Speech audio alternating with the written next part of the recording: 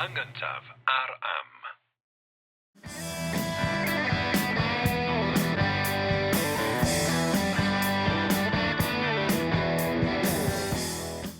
Helo, Jerry Hunter dwi. A Richard Wyn Jones ydw i, a da chi'n gwrando ar gyfres arbennig o bodlediad yr Hen Iaith. Podlediad lle mae'r Americanwr yma o Cincinnati, Ohio, sydd bellach yn athro Cymraeg ym Mhrifysgol Bangor yn ceisio ddysgu rhywun tan y fi Cymro o ganol Ynys Môn ynglŷn â cyfoeth i iaith ei hun. Mae hwn yn gyfres arbennig achos da ni'n mynd trwy'r syllabus lefel A gan obeithio fydd hynny'n helpu rai o'na chi. Felly, Jerry, lle dyn ni'n mynd heddiw? Wel, heddiw, dyn ni'n trafod awdl gyntaf y Gododdin, Canu Aneirin. Right. Felly, i gofio am y cyd-destun yn gryno iawn, felly mae'n gerdd sy'n deillio yn y pen draw o'r 6ed ganrif bardd oedd Aneirin yn yr hen ogledd, a ti'n cofio beth oedd yr hen ogledd, Richard? Wel, yr hen ogledd ydy'r ffordd o gyfeirio at yr hana yna o ogledd Lloegr a de yr Alban bellach, lle oedd nhw'n siarad iaith oedd yn gyn iaith y Gymraeg, ynde? A ti'n gallu gweld yr oel mewn enwau fel Strathclyde, Ystrad Clud, Yn union.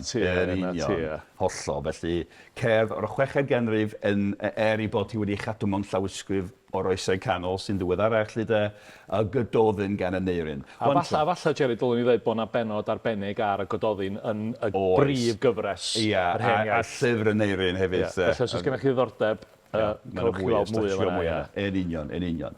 Ond, wan, dyn ni'n trafod yr awdl gyntaf, iawn, un awdl. Wan, mae'r Gododdin, mae yna ddwy ffordd o edrych ar y Gododdin, o ran strwythur, fel un gerdd hir gyda is-adrana, neu fel cyfres o gerddi cysylltiedig, Right. Ond mae am bobl y Gododdin, llwyth, pobl yn perthyn i dirnas arbennig, lle ddyn nhw'n siarad mamiaith y Gymraeg yn yr hen ogledd, Felly, neu cyfres o gerddi unigol sydd i gyd yn trafod yr un peth, sef marwnadau, cerddi yn mynegu galar dros rhywun sydd wedi marw, a milwyr y Gododdin fi farw mewn brwydr. Ti'n gwybod lle oedd o? Yn Catraeth, sef yn Saesneg bellach Catterick. Yn union. Fyny yng Ngogledd, Swydd Efrog, lle mae yna wersyll milwrol mawr. Hyd heddiw yn Yn union. Felly, o ran y gair awdl, mae awdl heddiw yn golygu rhywbeth hollol wahanol, Mae'n gerdd gaeth hir sy'n defnyddio cyfuniad o hen fesyra, ond pan dyn ni'n sôn am awdl ar Gododdin, mae awdl yn golygu un o'r darnau hunan gynhaliol, un o'r cerddi sy'n rhan o'r gyfres o gerddi sy'n ffurfio Gododdin fel bethau. O ran y gair, mae'r gair awdl yn perthyn y gair odl. A fel ych chi, mae'n y brif odl, efo'r llinellau, efo'r un brif odl, felly odl yw awdl, ond mae hefyd yn golygu un o'r cerddi hyn. Iawn. Felly, mae'r awdl gyntaf hon, awdl 1 yn y Gododdin, mae'n farwnad i rhywun o'r enw Ywain fab Marro, un o'r milwyr fi farw yn y frwydr honno yng Nghatraeth. Mae'r arddull yn foel iawn, mae'n syml iawn, mae'n mynegu teimlad gyda ychydig iawn o eiriau, felly mae'n bwerus iawn o'n hynna. Mae'n gwneud llawer iawn gyda ychydig o eiriau. Dyn ni'n dysgu nifer o bethau am Ywain yn ystod y gerdd fer hon. Roedd o'n filwr da, oedd yn filwr dewr, bu farw yn y frwydr wrth gwrs. Dyn ni'n dysgu hefyd i fod o'n yfanc iawn. Felly, marwnad, cerdd o fawl i ddyn yfanc fi farw mewn frwydr ydy o. Felly, ni ddechrau ei clywed sŵn y gerdd. Os ti eisiau darllen, 8 llinell gyntaf, Gredd gŵr oed gwas, gwryd am ddias, meirch mwth myngfras, a dan forddwyd mygyrwas, ysgwyd ysgafn llydan, a'r bedrain maen fuan, cleddu fawr glas glân, eiddi aur a phan. Ti'n clywed y sŵn, Dad? Ti'n clywed yr odl, y brif odl yna? Gwas am ddias, myngfras, mygyrwas, dyna'r odl, ynddo? Ia, yw, be dwi'n ffeindio'r sain yn drawiadol, a fel ti'n dweud, mae'n gynnil. Mae rai fi gofod, dwi'n ffeindio hwn yn anodd iawn. Wel, na i gliro chydig o'r geiriau, ond ei ddechrau gyda'r sain, yr odl na. A hefyd, yn ogystal â'r odl, mae yna addurn o fath arall yn y llinellau yma, does? Mae yna gyflethrenu, greddf gŵr o'i gwas, gwryd ar y llinell nesaf, felly gredd gŵr o'i gwas. Ond dechrau hwnna'r llinell gyntaf yna, achos dwi'n meddwl bod chdi, Richard, yn dallt y llinell gyntaf, gredd gŵr. Dwy ran sy'n yna. Dwi'n cymryd i bod o'n hun na'i ddyddiau os lici di, bod i'n reddfo fel oedolyn, bod o'n ymddwyn fel oedolyn bod o'n hogyn ifanc iawn. Union. Oed gwas, oed llanc, dyn ifanc da, ond gredd gŵr, union. Mae'n ymladd fel gŵr, ond mae'n ddyn ifanc iawn. Mae'n hogyn ifanc, yn union. A mae'n gynnil iawn. 4 gair, gredd gŵr, oed gwas. Yn syth bin, mae'n crisialu bron popeth mae angen i wybod amdano fo i ryw radd yn y llinell gyntaf hwnna. Ond mae'n mynd ymlaen, llinell nesaf, gwryd am ddias. A mae gwryd yn golygu, mae gair gŵr yna hefyd, gwrwldeb, hwyrach. Am ddias yn gallu golygu nifer o bethau, ond uchel i sŵn mae'n debyg. Mae'n bloeddio, mae'n neud twrw pan mae'n ymladd, mae'n siŵr, de. Ffyrnig yn yr ystyr yma. Ie, hollol. A wedyn mae'n disgrifio, chwod, Ywain a'i gyd-filwyr yn mynd i'r frwydr lle meirch ceffyla, mwth, cyflym, chwym. Chwymwth. Chwymwth, holla, chwymwth, mwth, so ceffyla, cyflym, meirch chwymwth, myngfras, mwng ceffyl, bras, mae'n dew, mae'n drwchus, mae'n geffyl praff, mae'n geffyl cry efo mwng fras. Ydych chi'n gallu gweld hynna, dyma'r rhyfelwr yna, o dan forddwyd, y clun, a gair gwas eto'n mygyr was, mae mygyr yn golygu hardd, golygus, felly ceffyl cyflym efo mwng trwchus, o dan glun llencyn hardd, gwas hardd. So dyma fo, mae'r milwr ifanc hardd ar gefn I geffyl yn mynd i'r ofal ynddo. A wedyn mae'n parhau ddisgrifio, mae'r gerdd eisiau ni I weld o ar y ffordd i'r frwydr ynddo. Ysgwyd yn golygu tarian, rhan o'r arfwys tarian, ysgwyd, ysgafn, ond llydan, a'r bedrain. Mae gair pedrain ar gael yn y Gymraeg heddiw, ond ges ti ddim dyfagu ar ffarm ceffyla na fo. A ti'n mynd efo ceffyla. A rhan ôl ceffyl, clwpar, ceffyl, Felly mae'r maen fian, y ceffyl, Felly mae'r ysgwyd ymladd eto, mae'r geffyl yn mynd I ymladd, felly mae'r tarian ar gefn y ceffyl mewn ffordd, A wedyn cleddyf fawr, hen ffordd o greu lluosog, cleddyfau, cleddyfau di hynna, lluosog, cleddyfau, glas glân. Glân achos mae ar y ffordd ymladd, ymladd eto, does dim gwaed ar ei gleddyf eto. A glas, fatha yr haearn sy'n las, mae'n haearn sglinio glas.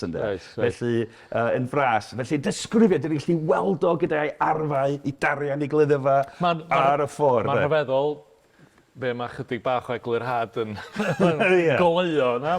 A wych, mae'n ffeithio iawn dyn ni'n gryno iawn yn gynnoi yna. Wedyn, o'n i'n neidio i'r llinell 9 a 10, y cwplad yna, mae'r Awdl di newid efo'n hyn. Ni bu ef a fi cas y rhof a thi. Felly, mae'r llinell 9 bach yn drosod, ni bu ef a thi. Ni bydd, fe fydd, hynny yw, fydd e ddim bydd, ond mae'n ffordd o ddweud, nid yw'n wir y bydd, so fydd o ddim, ynde? Fydd o ddim? Ie, fydd o ddim, ond efo rhyw bwyslais, nid yw'n wir y bydd, felly fydd o ddim, fydd ddim cas rhwng o fi a thi.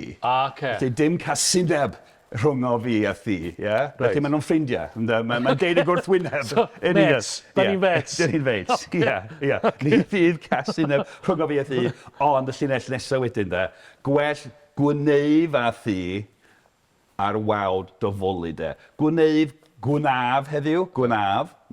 Mi wnau I, gwnaf.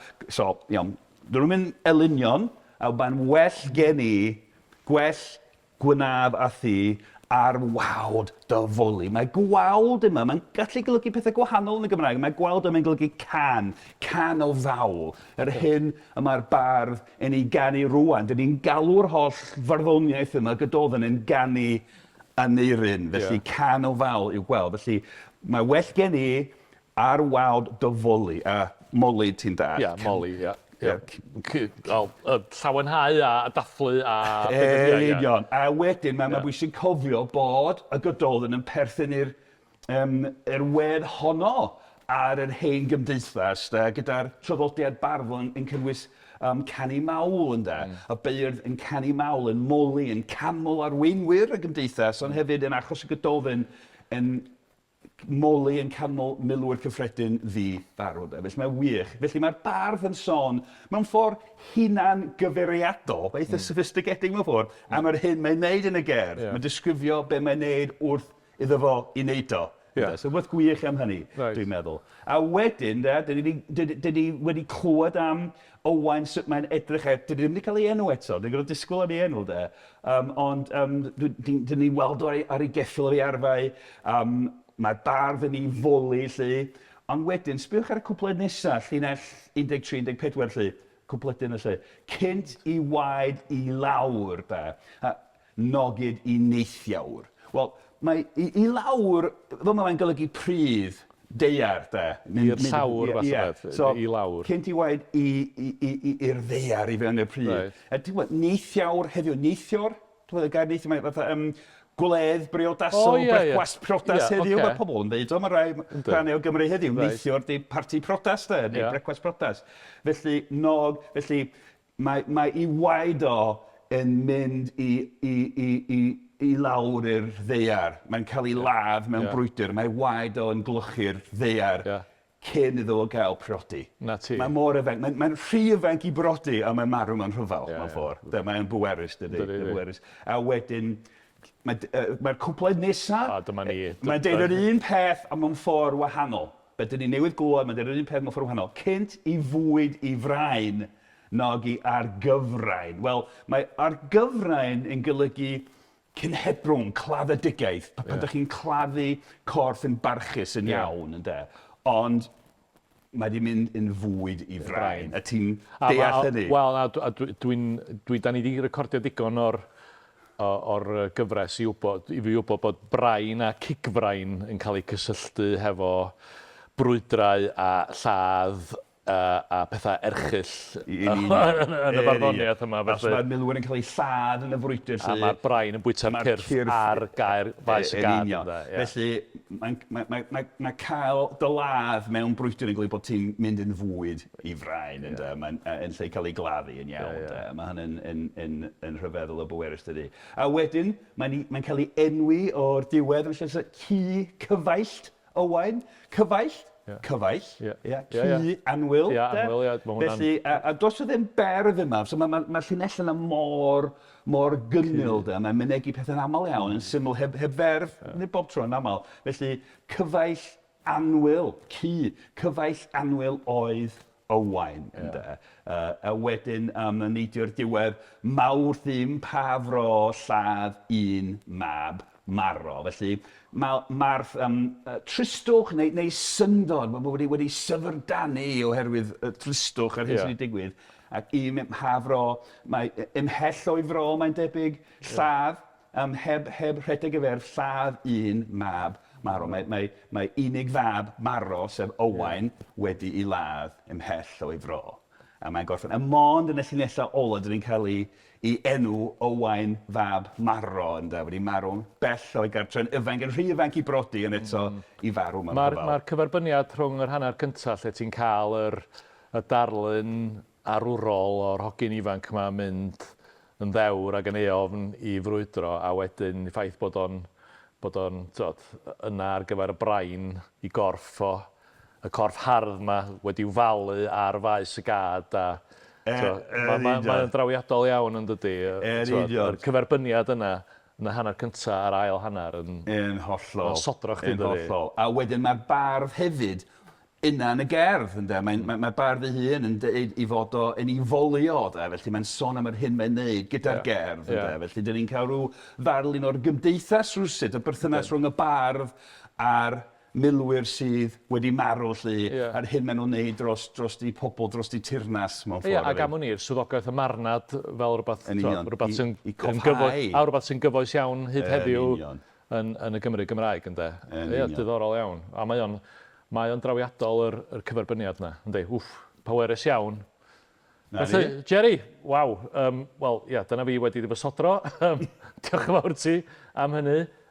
Diolch i chi am wylio a gwrando. Gobeithio bod chi wedi ffeindio hwnna yn ddefnyddiol. Diolch i Richard Martin sy'n recordio hyn i gyd ac yn gwneud hyn i gyd yn bosibl. A Jerry, pwy arall da ni'n gorau diolch? Wel, ie, o ran Ysgol Gymraeg, Prifysgol Bangor, ac gyda diolch i'r Coleg Cymraeg Cenedlaethol, ac hefyd, dyn ni'n neud hyn mewn partneriaeth. Fel ydych chi'n gweld fo, mae'n ystafell hardd hon, y Llyfrgell Genedlaethol Aberystwyth. A hefyd diolch i Cybac hefyd am cydweithio ran y syllabus ac yn y blaen. Felly, cofiwch bod ni ar gael drwy'r holl podlediadau. Da ni ar gael yn gyntaf am. Da chi'n gallu gwylio ni hefyd ar YouTube os da chi isio. I weld y lleoliad gwych yma. I weld y lleoliad gwych yma. A mae yna lwyth o benodau ynglyn â llenyddiaeth Gymraeg sydd ddim byd i wneud efo lefel A os oes gennych chi ddiddordeb yn hynny. Felly cerwch chi i'w wrando os oes gennych chi awydd.